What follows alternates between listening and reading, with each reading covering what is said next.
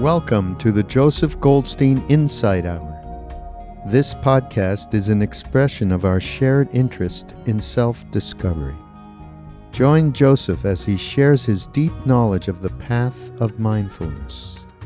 If you are interested in supporting this podcast, please go to BeHereNowNetwork.com/Joseph. Last week we discussed in some detail the nature and experience of piti, or rapture, which is the fourth of the factors of awakening. Piti is usually translated as rapture, as joy, as happiness, as rapt interest or pleasurable interest or delight. So it has all of that emotional affect or tone in the mind. As a reminder of how piti comes about, the Buddha described in the Anapanasati Sutta, the mindfulness of breathing, he described the sequence this way.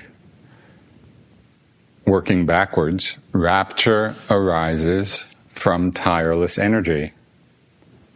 Energy comes about through investigation and inquiry.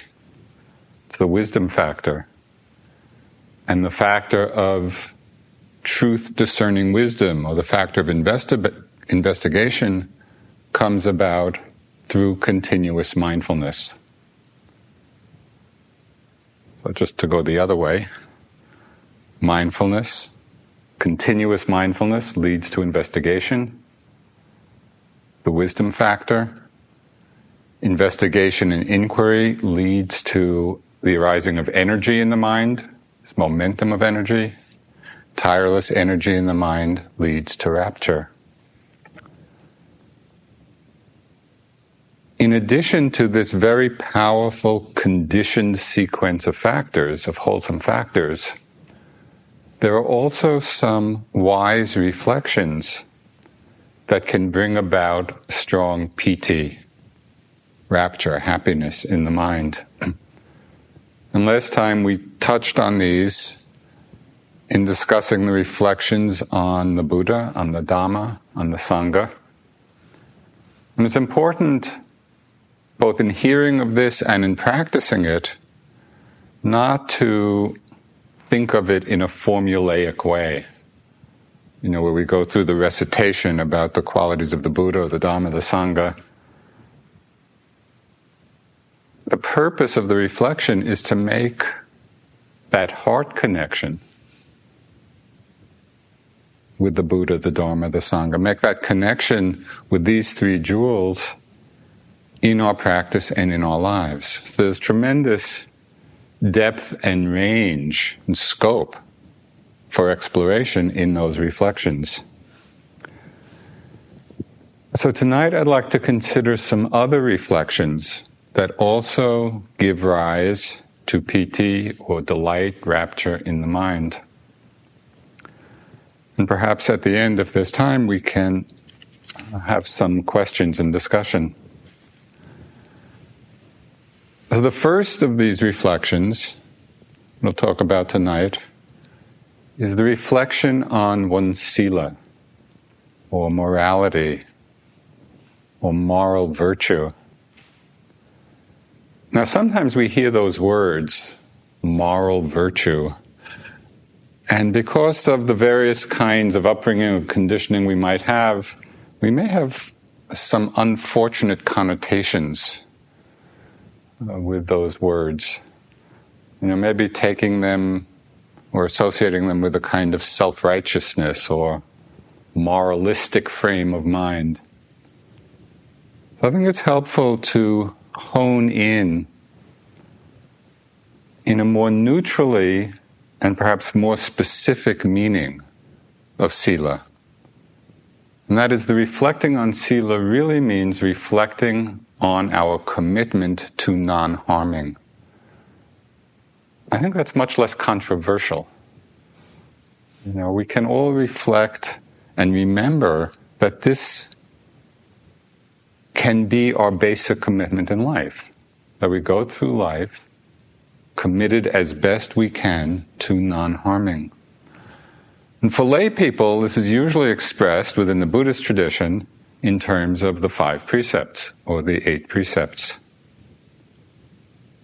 So how do we reflect on sila? I'll tell you one way not to reflect on it.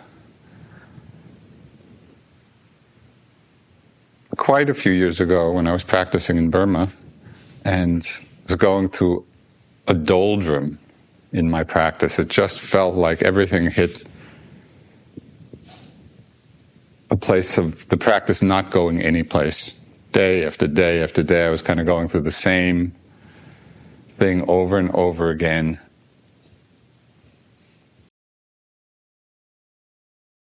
So at one point I went into an interview and I was reporting this to Sayadaw U Pandita, and he said, well, why don't you reflect on your sila?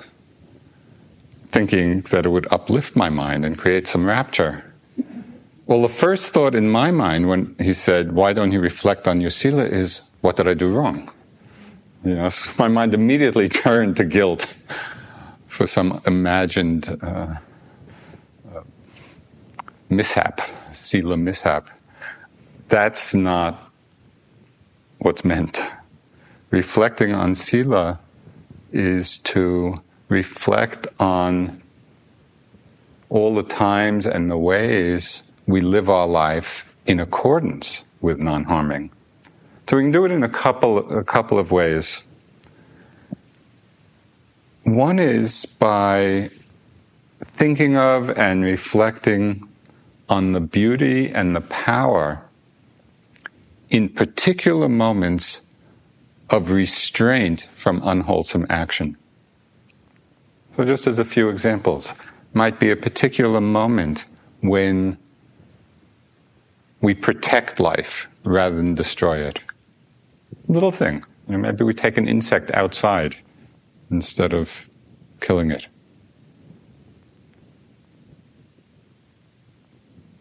We can reflect on those moments when we refrain from some unwholesome speech that we might be about to say.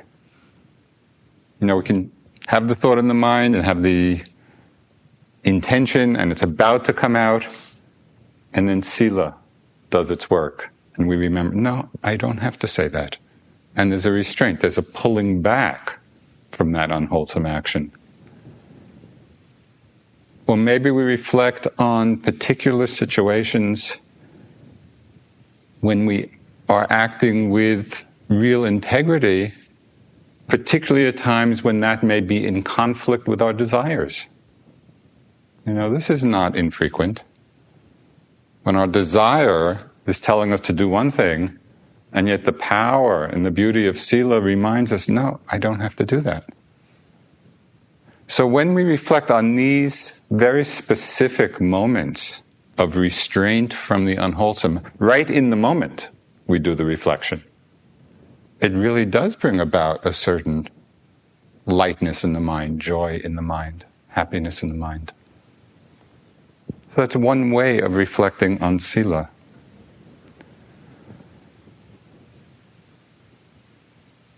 At these times, we're paying attention to the feeling in the mind as we make the choices in our lives that are actually in accord with our highest values.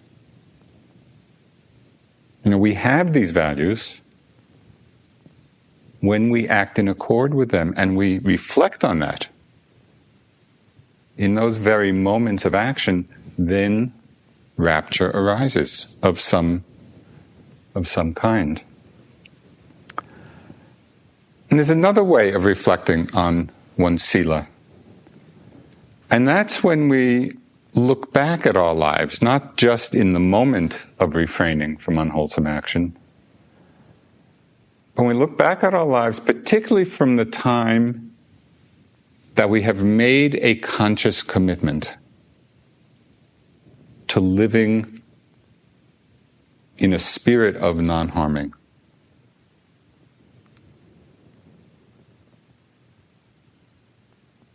appreciating the fact that we've made a choice to live our lives in this way. Because not everybody in the world does, as is very obvious as we look around the world. So there's a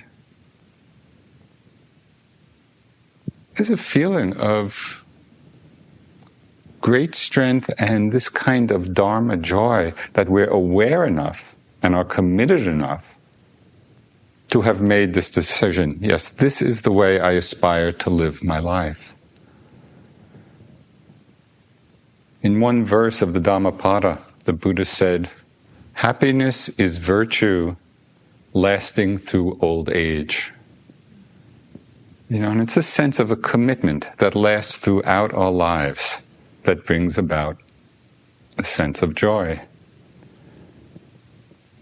But it's also important to remember that the practice of sila is a training. These are not commandments. And that even after lapses in our commitment, which we all have, we can retake the precepts and begin again. So this enables us both to appreciate the times we have lived by the commitment, and we can appreciate what we learn from the lapses in it. It makes our whole life part of our practice. So this is the first of the reflections that helps to bring about this quality of piti or Dhamma joy, reflecting in a clear and discerning way on the sila, the practice of sila in our lives.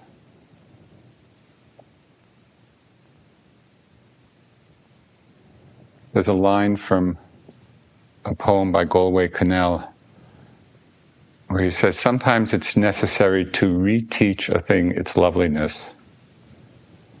And that's really what the practice of sila is about. We're reteaching ourselves our loveliness. We become conscious of this and we reflect on this.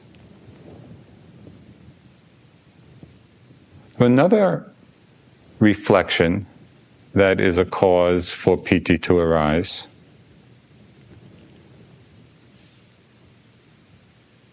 is the mind remembering one's acts of generosity.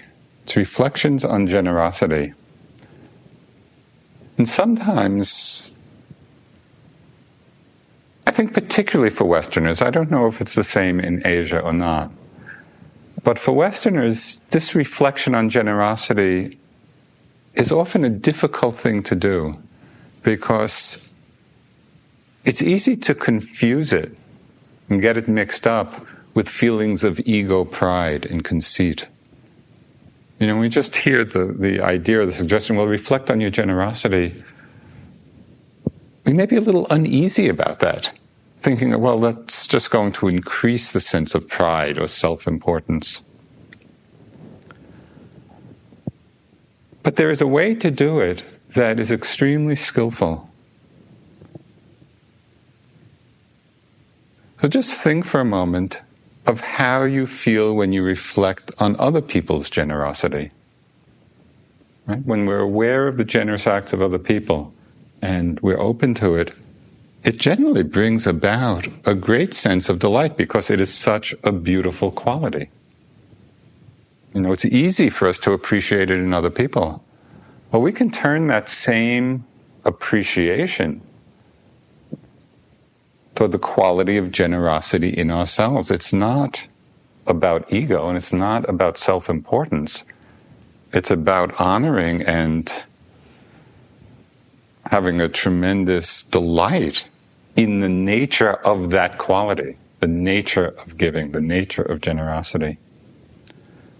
We can appreciate it in our own minds as well as in the minds of others. And one of the most beautiful examples of this, and I learned a lot in this situation, was in the monasteries in Burma, where each meal is offered, and people will come, either it's one person or a family or a group of families or sometimes a small village, the people would come and offer the food to the monks and nuns and lay people practicing, and then they would sit in the room, just being there as we ate.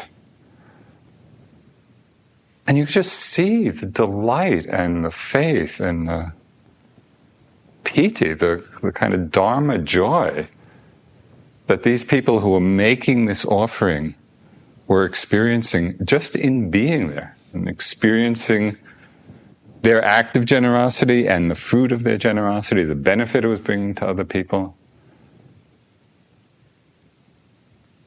And it was just a way of opening up to the fact that we don't need to be so self-conscious about it if we are understanding it as a beautiful quality of mind, whether it's in ourselves or in other people. And it's the quality we're appreciating, the quality we take joy in. So as an experiment, as a way of reflecting on one's generosity, just think back in your life to times, particular moments, particular situations or actions where you've been generous, either in a small way or in a very big way. And think back, what were your initial thoughts, as you were thinking about giving? What did that feel like? What did it feel like as you actually gave, as you made the connection with that person? What did it feel like afterwards? When you thought about and you remembered having done this. It's a very uplifting reflection. We feel good about the wholesome action that we've done. The reflection gladdens the heart. It gladdens our heart and is the cause for piti to arise.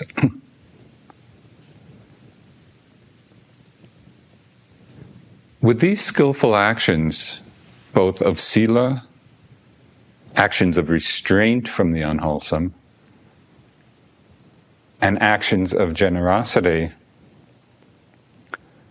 we have the inner sense and the inner feeling which is expressed by the word we chant at the end of the metta chant and is used often in Buddhist cultures, sadhu, sadhu, sadhu, which means well done.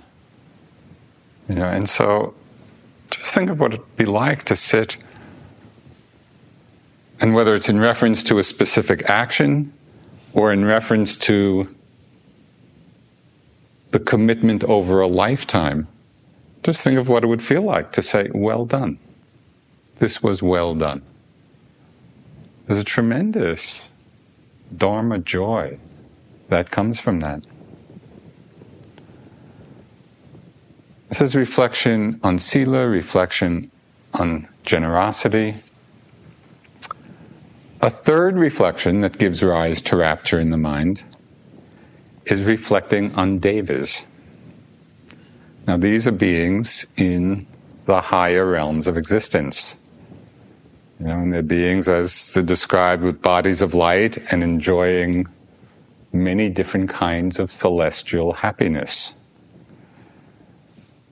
Now, before we go on in this reflection, it's important to remember that within the Buddhist understanding, devas are not gods enjoying some eternal bliss, eternal reward.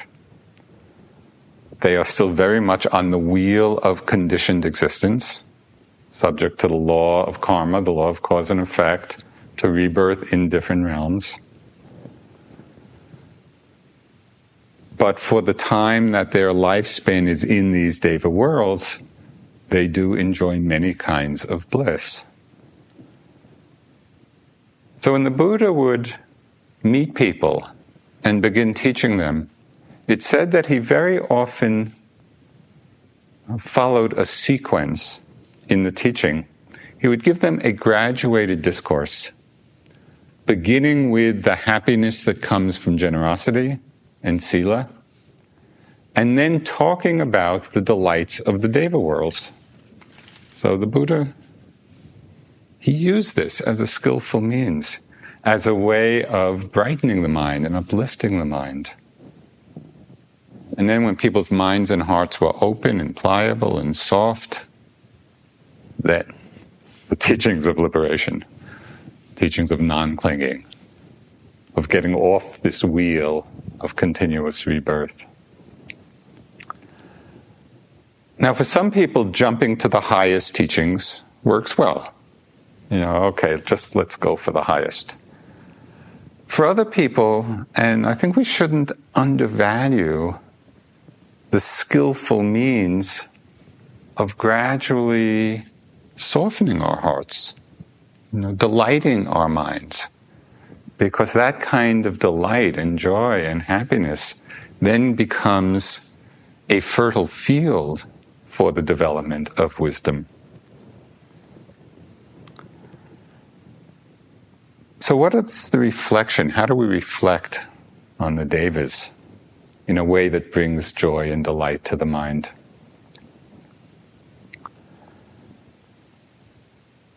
One of the traditional reflections is understanding that there have been people in the past, who've possessed those wholesome qualities of the mind that resulted in rebirth in these heavenly realms. In the suttas, there's whole collections of suttas. Discourse of the Buddha, of the devas coming down and having dialogues with the Buddha. So this is very much in the classical teachings. So we reflect, there have been people in the past who've had these wholesome states of mind, which resulted in rebirth in the deva worlds. And the reflection is, I also have these wholesome states of mind, which may result in these fortunate rebirths. These same qualities are in myself as well. Well, we hear this,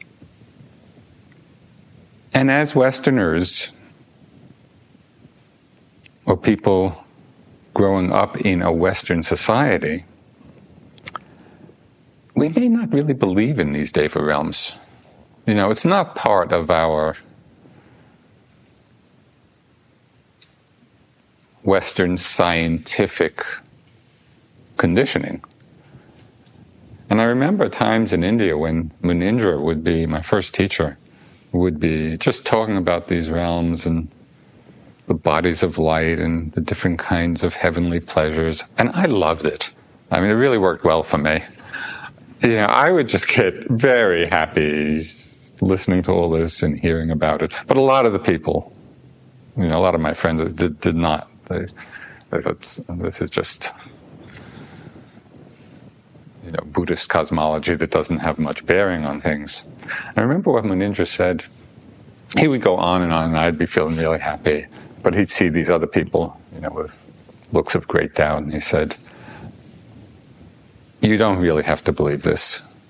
Because we don't have to believe it. It's not the belief in the devas are not necessary for awakening or enlightenment. And so there really is no need to believe it.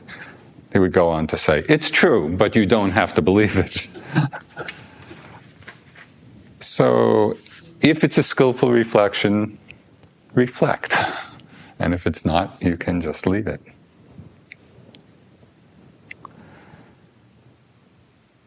Now these reflections on sila, on generosity, on the devas, all highlight an important, subtle, and often misunderstood aspect of the Buddha's teachings.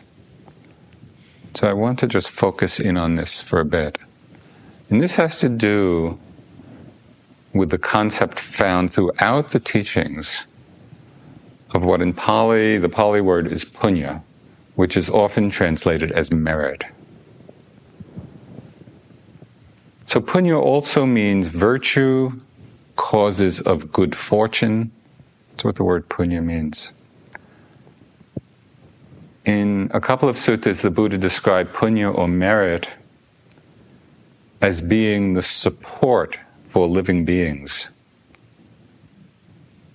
And in another description, which I find so telling, he described merit or punya as the nutriments of happiness.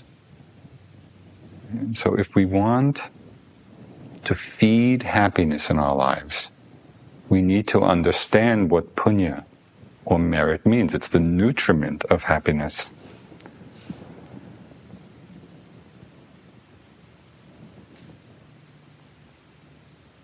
In one place, the Buddha described merit, the deeds of merit that one has done, as being the friends in one's future life. Because it's about understanding that wholesome deeds bring about wholesome, fortunate results. So although the Buddha spoke very often about the importance of merit, of punya, both for happiness in this life and, according to the teachings anyway, happiness in the next, there are some subtleties in how we hold this understanding in our minds. Because merit is of two kinds. There's merit that is aimed at mundane happiness, and merit that is aimed at liberation. So we need to understand how both of these are working. In the merit, the wholesome actions that are aimed at mundane happiness, we perform these actions, they're skillful actions, but we perform them with a gaining idea. We're performing it with a kind of grasping in the mind for future good result. There's a sense of self there, being someone who will enjoy these results in the future. So this is merit. It's skillful action connected with mundane fruits, worldly fruits. But even this, even though there's a gaining idea there, it can still be done with right understanding. That is the understanding of cause and effect. It's the understanding that all of our volitional actions will bring about results. So there's a right view present there. And the Buddha talked of this, he really, in characteristic clarity, the Buddha talked of this as right view that is affected by taints, partaking of merit, ripening on the side of attachment. So it's an interesting combination of wholesome action, partaking of merit, but still associated with taints, still ripening on the side of attachment, right? Of someone there who's going to experience some good result in the future life, and that is very often what motivates us to do the skillful action. But it's important, even in this kind of merit, that we appreciate the right view that is present in it, which is the understanding, and this is a critical understanding of right view, that actions bring results. Right? The Buddha emphasized this so often in his description of what right view is. There are karmic results to our volitional actions. Okay, so this is right view that is affected by taints, partaking of merit, ripening on the side of attachment. Merit for the purpose of mundane results. But there's also a deeper, more liberating kind of wisdom that's possible. As we build on this right view of cause and effect, so we already have that, even if it's associated at first with taints, but we build on that foundation of right view and begin to see that this whole process of cause and effect, of action and result, does not in fact refer to anyone, that it is simply a process of nature. We can understand it as being free of the notion of I and mine. So this is a deeper kind of right view.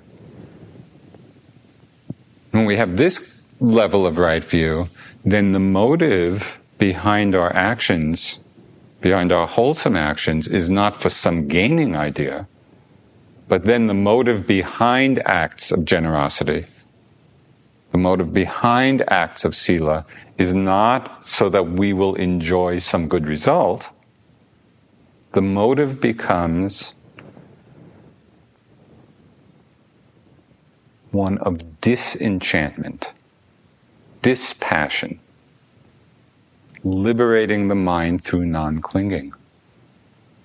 It's really what's happening in a moment of generosity. We can have the motive, instead of be performing the act for the good, happy result that it will bring, we can be doing that same action with the understanding that we are actually cultivating in that moment the mind of non-grasping. And that becomes our motive for doing it then. Do you see the difference? Now this is very important.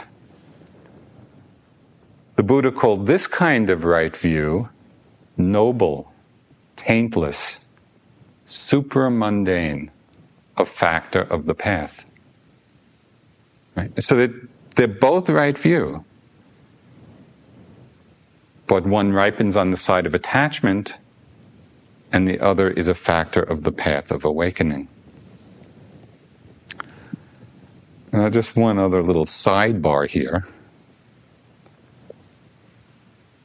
I think you're familiar with the teachings on the paramis, that is, those qualities that are considered perfections. They're the qualities that need to be brought to perfection for awakening. The wholesome actions, like generosity, or like morality, or the other perfections, only become the development of parami when the motive, the dedication, is for liberation, for non-grasping, for awakening. It's still a wholesome action. If we do something generous, it's still a skillful action if we understand, oh yes, this is going to bring about rebirth in the Deva worlds, and we're looking forward to that. Well, it does bring about that result, but then that act of generosity is not the development of parami. That's a mundane result. So if we are inspired to develop the paramis in our lives, we need to understand this distinction of the different kinds of right view and really look at and investigate and understand what our motivation is behind the skillful action.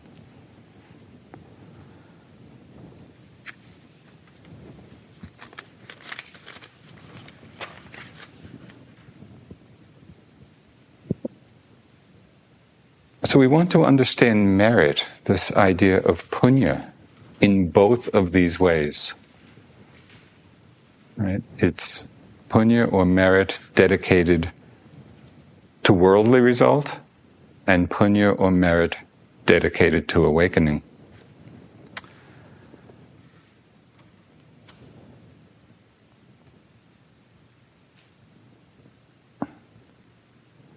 In one collection of the suttas that's in the connected discourses, the Samyutta Nikaya,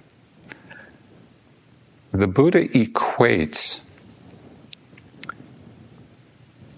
what he calls the 4 streams of merit, the 4 fields of meritorious activity, with the 4 qualities of a stream enterer.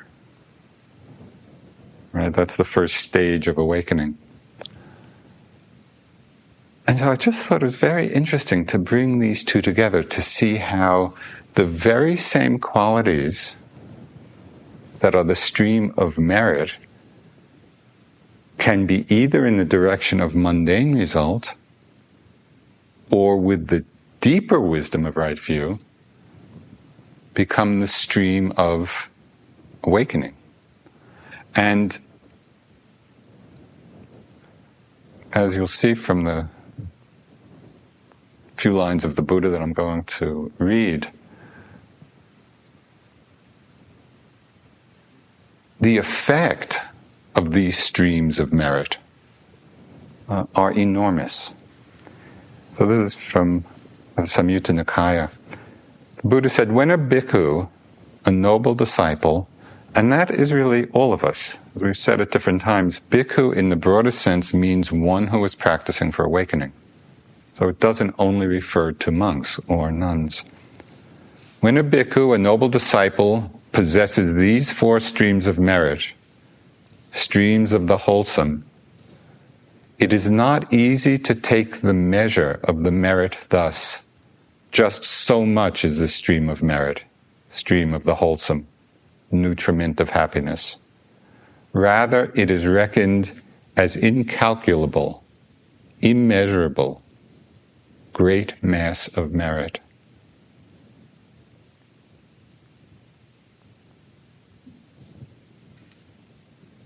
So what are the 4 streams, the 4 qualities?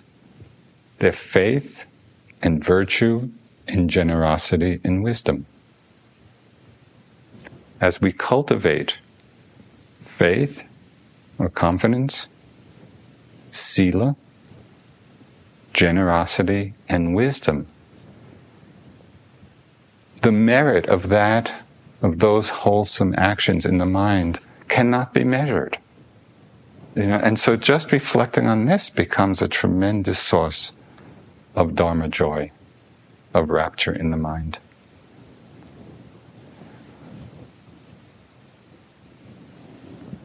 So the last of the reflections that bring about piti, or Dharma joy, is the reflection on peace. And that is the subsiding of the defilements. So notice the quality of peace in the mind when the mind is free of the hindrances or free of the defilements. And we can notice this with particular ease when we first come out of one of our many mind dramas. Maybe we're coming out, the moment of coming out of a lustful fantasy, or coming out of some bout of annoyance, or ill will. Or maybe it's just coming out of just a few moments of desire or irritation. When we can actually see the difference in our minds when we're caught up in any of these defilements or hindrances, and then the moment of coming out, we have a chance to appreciate, we have a chance to reflect on the quality of peace in the mind when the mind is let out of the grip of the defilement. So this is not theoretical at that time. We actually are right in the experience of being caught up and then being released. So we want to bring an investigation. We want to really have an inquiry in the mind when these states arise. How do we get caught up in them? And how does the release from them happen? And so we begin to taste what is called momentary freedom. Right? There's still a long way to go, but we have a taste of what peace of mind means. And reflecting on this, so we're not just passing over those moments, we actually highlight those moments. and look at them and reflect on it, it becomes a source of great inspiration for what's possible in our lives. Even if it is just momentary, we see what's possible, and it inspires further understanding, deepening understanding. So reflection on peace is about this momentary freedom, and it also refers to the reflection on nibbana. And even though we may not yet have realized nibbana for ourselves, even reflecting on how the Buddha described it can bring about a quality of joy. Sometimes people get enlightened just hearing the words describing nibbana. So listen carefully. And there's a long list here, so there are many chances. But what's important, just as you hear the words, it's not so much to think about them, but it's almost like, at least for a moment, embodying them. What do each of those words mean for you, at whatever our level of understanding is. So these are the words the Buddha used to describe nibbana. The unborn. Now, what does unborn mean? The unborn. The undying. The peaceful. The deathless.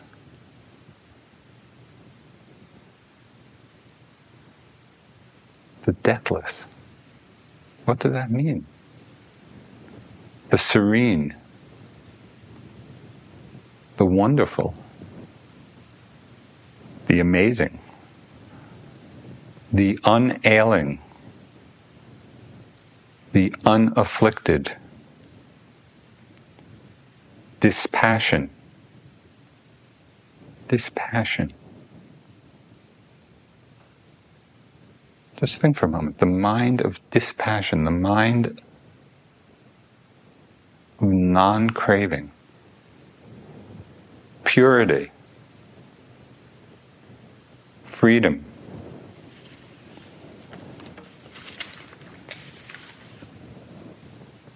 So reflecting, just in whatever way we do, on these words which describe nibbana, it's tremendously uplifting, to reflect or consider or intuit what this experience is. And as you can see from that list of words, can understand it from so many different sides or angles or nuances.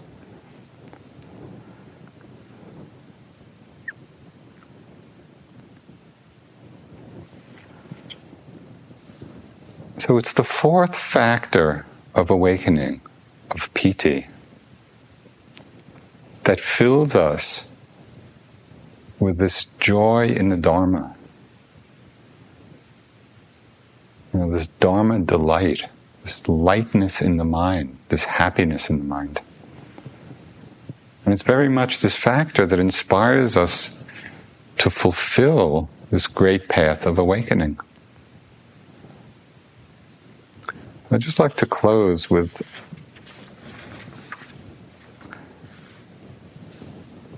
some lines from the Dhammapada. There are a few verses where the Buddha is just giving a list of what makes us happy. It's a happiness list. So it's a good thing to keep in mind. And some of it is just about our mundane, everyday lives, and some is about the deepest understanding.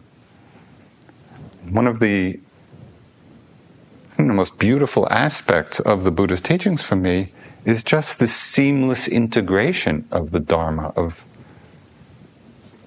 It's about how we live our lives and how we are in relationship and how we understand our minds and whether there's grasping or not grasping. It's about everything. It's about the totality of our lives. So the Buddha said, happiness is having friends when need arises. Happiness is contentment with whatever there is.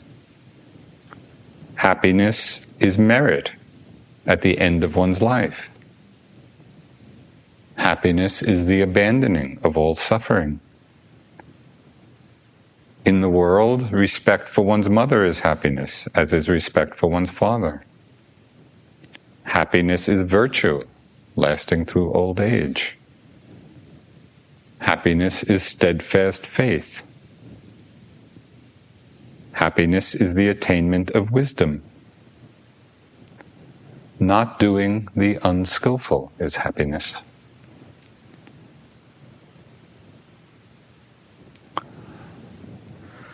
So let's just sit abiding in happiness for a few moments.